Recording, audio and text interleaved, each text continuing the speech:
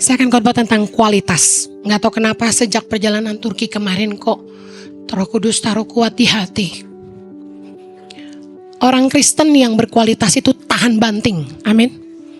Nggak mudah goyah imannya. Nggak mudah mundur. Meskipun menghadapi kekecewaan hidup dan ujian iman. Banyak anak-anak Tuhan yang tahan banting di tempat ini. Nggak banyak, gawat. Roma 5 ayat 3. Kita malah bermegah juga dalam kesengsaraan kita. Wow. Banyak yang punya problem dalam hidup. Banyak yang punya penderitaan, pergumulan dalam hidup. Pasti banyak yang teriak bilang, Tuhan sampai kapan? Tuhan sampai kapan? Saya mau kasih tahu, kita malah bermegah juga dalam kesengsaraan kita. Kenapa?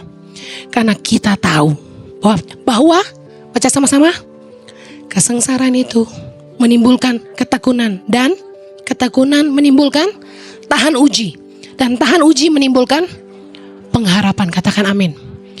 Kesengsaraan membuat kita jadi Kristen yang tahan banting, jadi orang-orang yang berkualitas. Kenapa kita lebih senang beli barang yang berkualitas?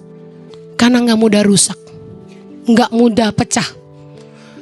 Saya percaya hidup kita ini fragile. Makanya kita harus jadi orang Kristen yang berkualitas. Kalau Anda mau jadi orang Kristen yang berkualitas, Anda gak boleh jadi pengikut Kristus yang hanya setia karena ada maunya. 3 hal yang penting dalam membangun kualitas. Yang pertama harga, katakan harga. Yang kedua fokus, katakan fokus.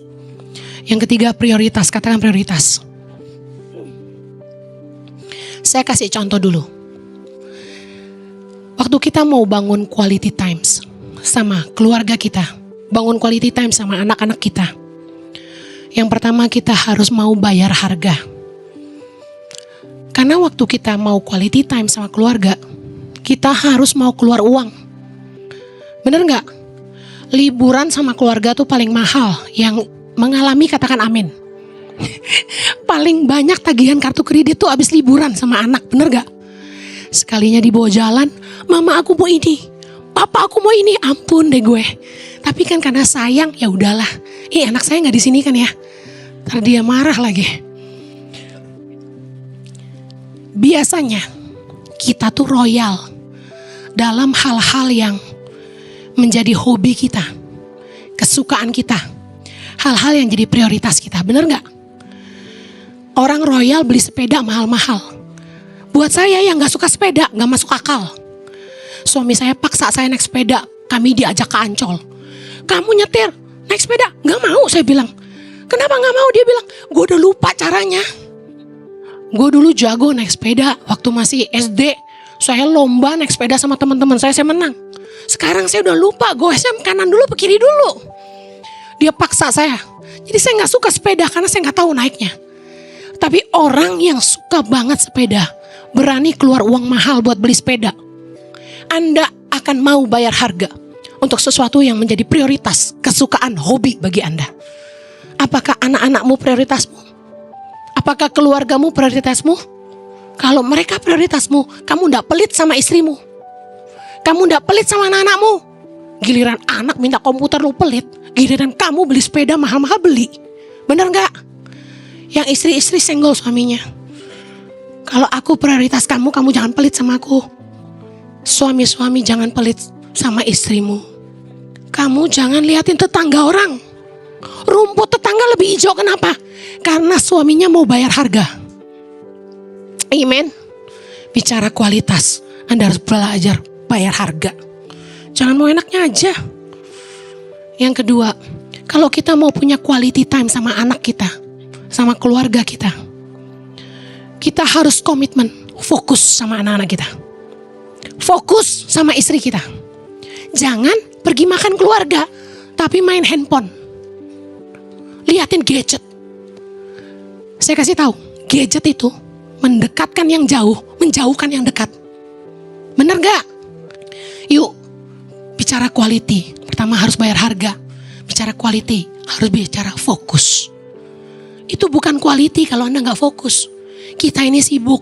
Kita ini punya kerjaan, semua sibuk.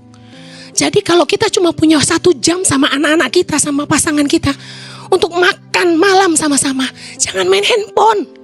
Kita kalau mau punya quality time, kita harus fokus. Katakan fokus. Jangan main handphone, jangan lihat kanan kiri. Makan sama istri, tapi lihatnya ke pintu. Cari siapa, Pak? Enggak, rame ini restoran. Apa sih? Fokus. Anda punya waktu liburan sama anakmu setahun 2 kali. Jangan kerja terus. Bu Eni, kerjaan saya itu cuan. Gak bisa gak lihat handphone. Alamak, saya kasih tahu, satu hari kamu nyesel. Anak-anakmu meninggalkan rumah dan gak ingat kamu. Ayo, kerjanya pas anak-anak udah tidur. Pas anak-anak lagi main game, kamu main handphone. Tapi waktu makan sama-sama, jangan lihat handphone. Ayo suami-suami, istri-istri saling pandang dan bilang gini, komitmen yuk, salaman. Sini loh, jemaat lihat loh, sana, cepetan. Yes. Yeay, sini dulu. Maukah kamu berjanji? Kalau kita makan kamu gak pegang handphone? Yes. Ini yesnya agak-agak goyang nih. Direkam gak tadi? Jadi saksi ya. Kalau satu hari Pastor Jojo lagi makan pegang handphone, tak videoin ya. Tapi aku cinta suamiku, cinta setengah mati. Yang ketiga, kualitas bicara prioritas. Saya kasih contoh lagi. Anak-anak itu, pasangan kita harus jadi prioritas di tengah kesibukan kita. Semua orang mau waktu kita, benar gak? Bos kita mau waktu kita, teman kita mau waktu kita, orang-orang yang kita muridkan mau waktu kita. Kesibukan kerjaan menuntut waktu kita. Bicara prioritas, bicara soal waktu. Anda harus memberikan prioritas buat anak-anak dan pasanganmu. Bagaimana caranya? Anda harus komitmen menetapkan waktu untuk mereka. Ayo, saya mau tanya, seminggu sekali, punya enggak komitmen hari apa, jam berapa Anda kumpul sama anak-anak dan pasanganmu makan malam atau makan siang bersama? Yang punya, angkat tangan. Capek ya dengerin saya ngomong ya, sorry ya. 1, 2, loh kok sedikit? Sedikit loh. Wah, kok sedikit? Tobat kalian. Harus belajar. Mau berubah enggak? Anda kalau tidak making time, you will never have time. We need to make time for our family. Family is everything. Amen. Saya tuh berperang sama suami saya. Saya bilang gini, berapa tahun lalu ya, pokoknya saya bilang, saya mau kita fokus sama anak-anak kita. Percuma kita khotbahin jutaan orang kalau anak kita gak punya waktu sama kita. Saya mau setiap Jumat malam kamu dan saya makan malam sama anak-anak. Dia bilang gak bisa. Jumat malam itu komsel. Saya bilang komselnya pindah hari. Gak bisa, anak-anak komselnya gak mau. Saya marah sama anak-anak komselnya. Kan akhirnya Jojo mengalah. Ya udah, kalian makannya jam 5 dia bilang. Jam 5 sore. Kami makan jam 5, anak-anak masih kenyang. Jam 6.30 dia cabut pergi komsel. Saya sakit sekali bertahun-tahun. Akhirnya saya bersyukur komsel itu saya bubarin. Iya, sampai sekarang udah gak jalan. Itu komsel itu masih ada grupnya, cuma buat happy birthday aja. Tapi udah gak komsel lagi. Soalnya mereka membuat suamiku meninggalkan aku. Sekarang jadi gembala. Apa gak tambah sibuk? Semua orang pengen ketemu Jojo. Sekarang saya umumin ya, tolong direkam baik-baik. Dan ini jangan dipotong. Bapak-bapak, ibu-ibu, adik-adik, kakak-kakak, semuanya. Jumat malam itu quality time saya dan Jojo bersama anak-anak. Tolong jangan ajak suami saya pergi atau pelayanan. Amin. Biarpun Zoom gak boleh. Karena setiap kali anak-anak saya yang dikorbankan ketika ada orang yang minta waktu suami saya. Saya kasih tahu ya, anak saya lebih penting dari yang lain-lain. Anak saya itu buah dari dari hidup kami. Jemaat gak akan diberkati kalau anak saya nakal, bener gak? Saya bilang sama suami saya, Jumat malam itu makan malam sama Chloe Zoe Excel. You gak mau, I tetap pergi. Kadang-kadang suka gak ada dia juga. Tapi saya tadi sudah ngomong, jadi kalian semua dengar. Gak boleh ada yang ajak Pak Jojo pergi makan Jumat malam. Amin? Sepakat? Iya. Ayo sekarang janji suami istri hadap-hadapan. Yang gak bawa pasangan nanti pulang, jabat tangan. Hari apa ayo makan sama-sama kita sekeluarga. Seminggu minimal sekali. Quality time tuh harus bayar harga, jangan pelit. Kalau gak punya duit, warteg aja. Makan di pinggir jalan tuh. Nasi uduk, pecel lele, gak apa-apa. Yang penting quality time. Bicara quality time, Anda harus eye to eye, heart to heart. Katakan sama-sama. Heart to heart. Capek ya dengar aku ngomong ya, sorry ya. Waktu seseorang itu jadi prioritas dalam hidup kita, saya yakin Anda akan mengupayakan dengan amat sangat untuk bisa kasih waktu buat orang itu. Betul nggak? Coba orang itu orang penting, orang kaya. Pak Jojo, saya mau ketemu sama Bapak. Bapak bisa ketemu saya? Hari apa Pak? Jumat jam 19 waktu Indonesia Barat. Karena suamiku sungkanan, Mister Sungkan, pasti langsung siapa? Sampai rumah istrinya yang paling dia bilang gini, sayang kita sama anak-anak minggu malam aja. Gitu selalu, minggu malam aja ya. Nanti kalau sudah minggu malam antri yang mau ketemu, mau pingsan gak coba? Jadi gembala tuh repot memang. Tapi saya tetap sayang Sanda. I love you all. Kita bahas sekarang. Untuk segala sesuatu yang berkualitas, pasti ada harganya. Katakan amin.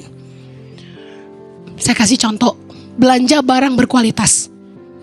Saya yakin Anda akan berani bayar mahal kalau fokusmu tuh kualitas. Siapa di sini yang suka belanja barang yang berkualitas? Siapa di sini yang suka beli barang asal murah? Jujur, jangan ada dusta di antara kita.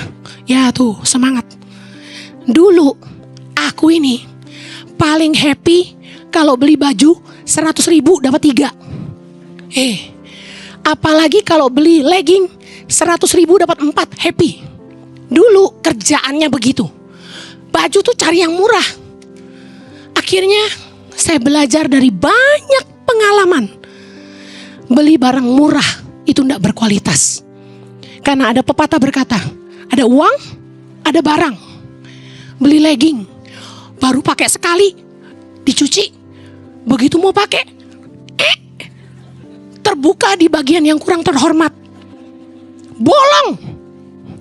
Baru pakai, bolong di sini. Kesel saya, baru beli loh ini. Waktu di toko, warnanya bagus, mentereng, keren. Kasih pelembut, pakai, loh kok kusam. Nyampe-nyampe, bahannya kok kasar. Saya udah kenyang beli barang murah. Kapok, yang ujung-ujung apa? Dibuang. Saya kalau beli barang jelek gak dikasih orang, saya buang. Saya kasih tahu, Anda kalau fokusnya kualitas, Anda pasti mau bayar harga. Tapi saya punya kabar gembira. Ibu cerdas, belanja barang berkualitas di waktu yang pas. Pas sale, pas murah, pas diskon. Amin. Dulu, waktu saya masih punya mental murahan, mama saya tuh loh, ada mama ya? Oh itu dia. Kalau dia beli baju, dia bilang gini, nih kaos nih 300.000, dia bilang gitu. Saya kaget, wih kaos 300.000, mahal banget, saya bilang gitu kan. Terus dia ketawain, saya bilang gini, 300.000 kok mahal. Buat saya, dulu 300.000 tuh mahal loh. Bayangin, semurahan itu otak gua. Saya kasih tahu, suami saya itu lebih branded minded dari saya. Soalnya keluarganya keluarga branded. Satu kali dia kalau ke mall nemenin saya, dia tuh bisa hilang. Sering 100 kali ke mall, 100 kali dia hilang. Saya heran, hilang kemana suamiku ini? Tahu-tahu balik-balik udah nenteng. Hehehe. Udah nenteng belanjaan. Dia suka sama toko itu. Satu toko itu. Hobinya Jojo. Dia selalu rajin mendatangi toko itu. Bukan untuk doa keliling, bukan. Untuk lihat ada poster warna merah. Tulisan putih. Saleh. Kalau Saleh itu dia hobi. Saya kalau beli barang gak Saleh dia marah. Kenapa kamu beli lagi gak diskon? Sayang tahu. Nanti dia diskon. Bener. Begitu diskon. Itu gak masuk akal Bapak Ibu. Saya lihat di labelnya itu ya. 1 juta. Wih, kalau gua sih gak beli ya barang 1 juta ya. Gitu kan. Kan mental murah. Tapi begitu diskon. Jadi 150.000. Kaget saya. Loh, ini merek ini loh. Kok jadi 150.000? Wah, saya beli banyak-banyak Bapak Ibu. Begitu saya pakai, dicuci, wih, nggak pudar warnanya, bagus, warnanya awet, pakai 10 kali awet, wah mantap ini. Kualitas memang nggak bisa bohong, ada uang ada barang, dan yang lebih keren, dipegang tuh lembut, dipakai itu bagus, pas, sampai saya pakai di pesawat, sama pramugari dipuji, you look so beautiful with that dress. Bayangin, dia gak tahu aku tuku nih 150.000. Jadi ibu cerdas, beli barang berkualitas di waktu yang pas. Katakan sama istrimu, bapak-bapak, ibu cerdas. Gak sel ya? Mental sel kita. Bukan mental sel, bijaksana, amin. Soalnya kesel tau gak kalau udah diskon, nyakitin gitu loh. Baru beli, waktu beli itu 600.000. Kenapa begitu kita datang diskon, tinggal 200, nyakitin hati kan? Cerdas lah. Tapi saya mau bilang gini, harganya tidak terasa terlalu mahal jika ukurannya adalah kualitasnya. Saya ulangi, segala sesuatu tidak terasa terlalu mahal kalau fokus kita adalah kualitasnya. Kalau kamu mau hidupmu berkualitas, jangan murahan. Sesuatu yang berkualitas itu pasti mahal. Untuk dapat suami, istri yang berkualitas, kamu gak boleh murahan. Saya itu bersyukur. Suami saya nih dari saya pacaran. Saya ngakulah di sini ya. Kita pacaran tuh saya umur 16, masih kecil. Jangan ditiru adik-adik. Udah boleh ya. Kan udah zaman dulu, sekarang gak boleh ya. Suami saya gak izinin saya pakai rok mini di atas lutut. Gak boleh. Pasti Anda bilang gini, dasar kampungan. Gak. Pak Jojo, dari saya umur 16, gak boleh pakai di atas lutut, gak boleh. Celana pendek, ganti kamu. Baju you can see yang kelihatan ketek gak boleh. Pakai tank top gak boleh. Biarpun tangan panjang tapi nerawang, ganti. Pakai daleman.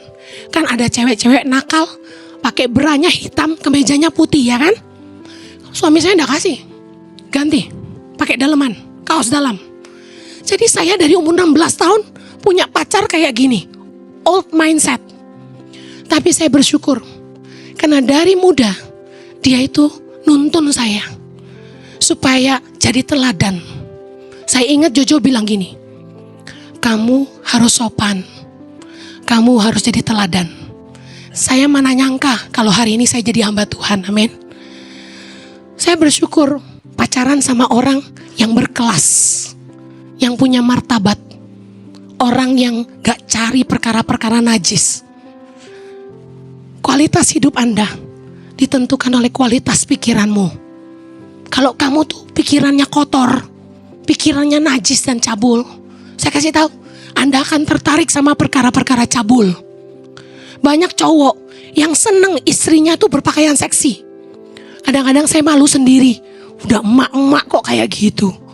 Apa anaknya gak malu toh? Anaknya pasti malu. Mama saya suka pakai baju nerawang, tak marahin. Saya bilang, Mami, itu lemak jangan dipamerin, tutup. Dia kalau duduk suka gini, saya tutup kakinya. Tutup. Pasti anak-anak tuh malu kalau punya mama papa yang gak tahu diri. Ngerti ya maksud saya ya? Ayo sopanlah dalam hidupmu. Jangan pikirannya gak bener gitu. Saya kasih tahu gini. Bukan urusan berpakaian modern, tapi sopan. Saya ke pantai juga pakai celana pendek, berenang juga pakai baju berenang. Segala sesuatu ada tempatnya. Amin. Kita nge-gym, ada yang suka pakai yang cuma setengah, silakan. Mau tempat gym kok, bener nggak? Tapi kalau Anda ke gereja, ya dibingung orang. Kita nggak ngomong soal pakaian, tapi saya mau bilang ini. Cewek-cewek dengerin, yang jomblo angkat tangan. Ih, kamu kok masih jomblo? Kamu terlalu ganteng buat jomblo. Yang jomblo angkat tangan. Loh, nggak banyak. Cuma sedikit. Jomblo. Harusnya kamu berdiri loh biar saling lihat. Oh iya, sekalian saya kasih tahu. Saya mau bikin retret khusus jomblo. Iya, biar kenalan. Nanti dibuka untuk semua gereja. Nggak cuma jemaat ICI. Biar kenalan lah di situ. Ada sesi saling kenal. Dilarang duduk makan malam, makan pagi, makan siang sama orang yang sama. Sedap? Nanti semua tukeran HP, terus dibikinin grup. Biar jomblo-jomblo tuh laku. Sama ini. Seneng ya kamu. Saya mau bikin tur ke Turki khusus jomblo. Kenapa? Karena perjalanan 11 hari mengubahkan hidup. Kamu bisa lihat orang di bus tidur mangap-mangap kayak apa. Biar saling kenal. Bertemanlah sebanyak-banyaknya. Saya bilang sama anak saya gini. Kamu harus jadi teman buat orang itu. Kenapa? Kalau teman tuh enggak ada jaimnya. Kalau berteman, pelit-pelit, baik-baik kelihatan. Betul nggak? Jorok-jorok kelihatan. Sengak-sengak kelihatan. Tapi kalau naksir, pasti bohong tuh semua. Alah, makan manis banget.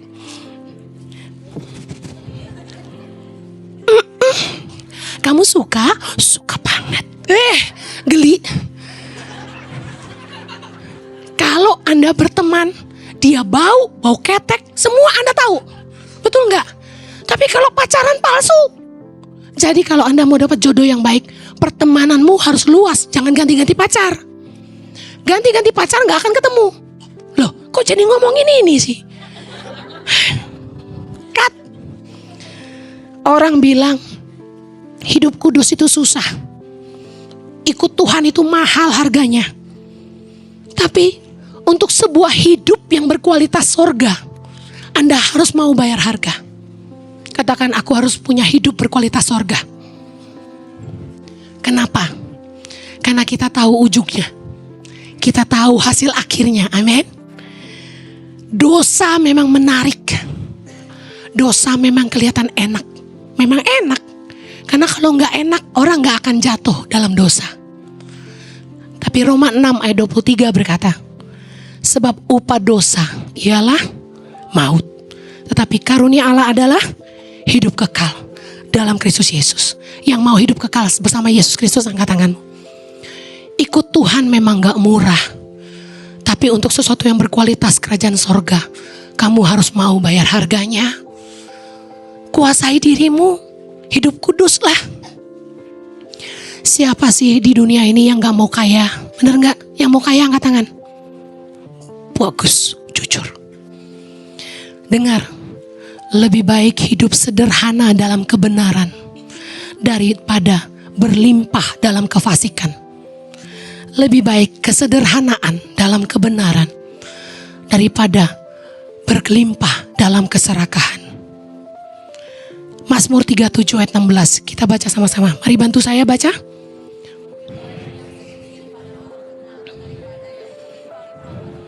Katakan amin. Siapa sih yang gak mau kaya? Semua orang mau kaya. Tapi kalau pilihannya hidup benar sama hidup fasik, hidup benar atau hidup serakah, Anda pilih mana? Kita harus tahu ujungnya. Banyak orang gak mau susah. Saya kasih tahu, Saya bisa kaya raya, saya bisa beli rumah cash kalau saya itu tidak jujur. Benar nggak? Percaya nggak? Benar nggak? Saya bisa beli apa aja yang saya mau kalau saya mau curang. Tapi sampai hari ini saya masih nyicil rumah, Bapak Ibu. Untuk sekolah anak saya mesti nabung, Bapak Ibu. Saya struggling. Saya kasih tahu, kenapa saya masih kerja, bawa tur sana sini. Karena kita perlu sekolahin anak, Bapak Ibu. Dengar, ada harga yang harus kita bayar untuk hidup dalam kebenaran. Apa Bu Heni gak mau kayak pendeta-pendeta lain tuh hidup mewah? Biarin aja lah itu hidup mereka, nggak usah bandingin hidup kita. Tanggung jawab kita sama Tuhan tuh masing-masing. Jangan ngurusin tetangga. Amin. Itu urusan dia. Kita juga nggak tahu. Itu siapa tahu memang duit dia sendiri. Ngapain kita pusing? Kita yang harus selalu mengingatkan diri kita. Hei, segala sesuatu di dunia ini sementara. Anda mau bayar harga di sini dan menuai hadiahnya di sorga? Atau Anda mau hidup mewah-mewah di sini dan Anda tidak dapat apa-apa di kerajaan sorga? Jangan sampai kita mati seperti orang kaya yang bodoh. Dalam Lukas 12 ayat 13-21. Yesus bilang apa? Dia mati dalam keserakahan karena dia mengumpulkan harta bagi dirinya sendiri. Yuk, bayar harga jadi pengikut Kristus. Jadi Kristen yang berkualitas. Amin. Yang kedua, untuk membangun sebuah kualitas. Tadi saya bilang kita harus fokus. Keahlian Anda dan produk Anda hanya bisa berkualitas kalau Anda fokus. Apple menjadi salah satu perusahaan yang teknologinya paling maju dan paling inovatif. Kenapa? Karena mereka fokus. Apple fokus bikin perangkat telekomunikasi dan komputer. Mereka nggak bikin rice cooker, mereka nggak bikin mesin cuci, mereka nggak bikin AC, betul nggak? Mereka nggak bikin air purifier. Mereka fokus handphone, laptop. Kalau Anda tahu, Apple menjadi sangat mahal. Orang kalau mau beli Apple tuh sampai ngumpulin uang. Kenapa? Karena mereka punya teknologi yang canggih. Kualitasnya terbaik. Makanya orang berani bayar mahal untuk Apple. Meskipun mahal laku. Amin. Kalau Anda pengen dibayar mahal sama orang, Anda harus fokus. Jangan bangga. Oh, gue pinter main drum. Gue pinter main bass. Gue pinter main gitar. Gue bisa lo main keyboard. Gue bisa pegang sound system. Gue bisa nyanyi. Hey, terima kasih buat multi talent people. Tapi I'm sorry, cuma orang-orang yang fokus yang paling tajam. Cuma orang fokus yang menjadi sangat produktif. Kita masing-masing punya gelanggang pertandingan yang diwajibkan Tuhan bagi kita. Lihat Ibrani 12 ayat 1. Bantu saya lagi, mari baca sama-sama. 3, 2, 1.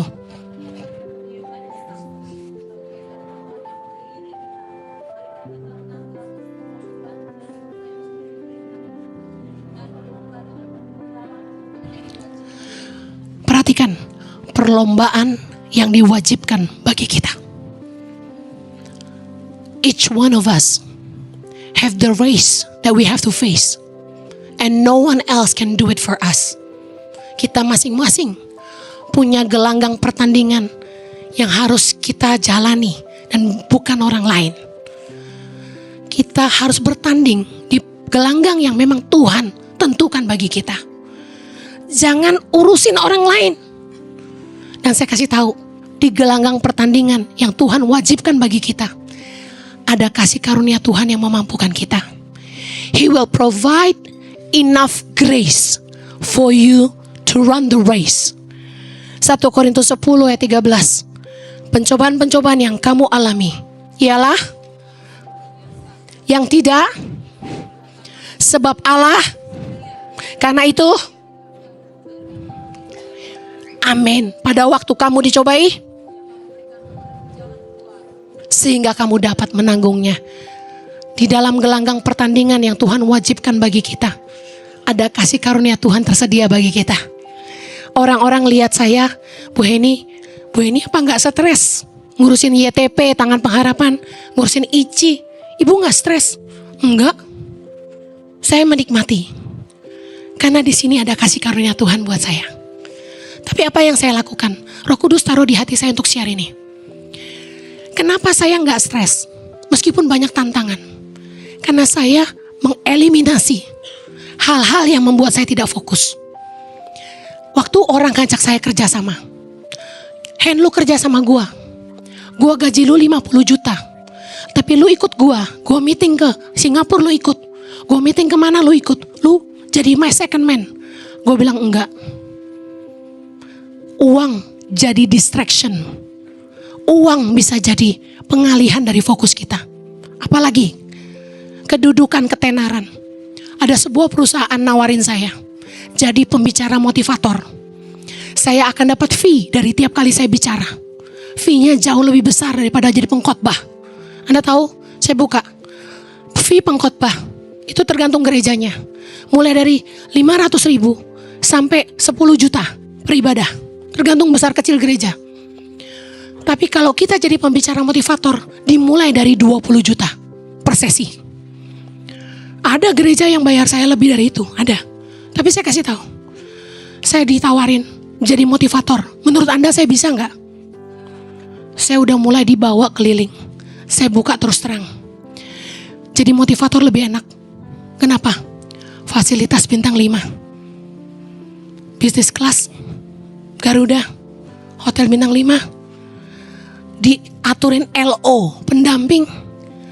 Profesional banget handling saya. Sekali ngomong ribuan. Nggak ada 100, 200, gak ada. Tiap kali saya bicara ribuan. Sebagai manusia, pride timbul, ego timbul. Enak juga nih. Sekali gebuk 20 juta. Saya kasih tahu. Saya mulai tolak. Saya putuskan enggak. Tuhan panggil saya untuk jadi hamba Tuhan. Meskipun banyak yang bilang saya motivator, biarin aja. Hati saya cuma mau lihat jiwa-jiwa diselamatkan buat Tuhan. Itu sangat berharga. Uang gak bisa beli. Waktu saya lihat jiwa-jiwa dibaptis, kemarin baru dibaptis 20-an orang. Saya bahagia sekali. Buat saya ini arti hidup saya dan suami. Memindahkan jiwa-jiwa dari gelap ke terang. Orang dengar khotbah saya, hidup mereka berubah. Mereka mau terima Yesus sebagai Tuhan dan Juru Selamat. Saya sangat sukacita. Bahagia. Sangat bahagia. Makanya uang gak jadi ukuran buat saya. Anda tahu Tangan Pengharapan gak pernah bayar saya. Tapi saya pergi ke pedalaman. Ngelewatin badai, ombak. Anda lihat berapa kali video guru-guru tenggelam. Anda sadar gak 16 tahun, 17 tahun saya menghadapi ombak yang lebih besar dari itu. Tapi saya gak pernah mati karena Tuhan menyertai. Saya kasih tahu. Banyak hal-hal di hidupmu yang akan mengalihkan fokusmu dalam mengikut Tuhan. Saya kasih tahu. Distraction dalam pertandingan kita. Yang pertama, tawaran keinginan harta dunia. Tahta, dosa. Dosa yang membuat kita meninggalkan iman kita. Cinta uang membuat orang mengingkari iman. Serangan dari sesama orang Kristen. Waduh, musuh kita bukan di luar, di dalam. Sesama seiman yang menjatuhkan kita, bukan orang lain. Betul nggak? Distraction. Distraction berikutnya, serangan iblis. Yang dialami Ayub. Diserang kesehatannya. Seperti hari ini, suara saya hilang, tapi saya nggak menyerah. Saya tetap siapin firman. Saya percaya Tuhan pasti menyertai saya. Distraction yang iblis serang. Kesehatan, kehilangan orang yang kita sayang. Kehilangan kekayaan. Kamu gak boleh lemah. Meskipun bisnismu drop, omsetmu menurun, usahamu gak jalan, uangmu berkurang, imanmu gak boleh goyah. Tuhan harus jadi segalanya. Belajar mengandalkan Tuhan. Kamu akan lihat mujizat Tuhan dinyatakan. Amen, haleluya. Kalau orang jahatin kamu, jangan marah, jangan balas dendam. Jangan teralihkan fokusnya. Waktu orang jahatin kamu, dan kamu pakai waktumu untuk jatuhin orang lain, kamu sudah mulai teralihkan. Fokus maju terus, maju terus, maju terus. Fokus sama panggilan Tuhan. Saya tiap kali dijahatin orang, Roh Kudus selalu bilang gini, Henny fokus, Henny fokus. Saya terus fokus. Tuhan, saya mau lakukan ini. Oke, saya harus ke sana. Saya tidak pusing orang ngomong apa. Amin. Terakhir, ingat, prioritasmu menentukan kualitasmu. Efesus 5 ayat 15-17. Tolong saya baca sama-sama. 3, 2, 1.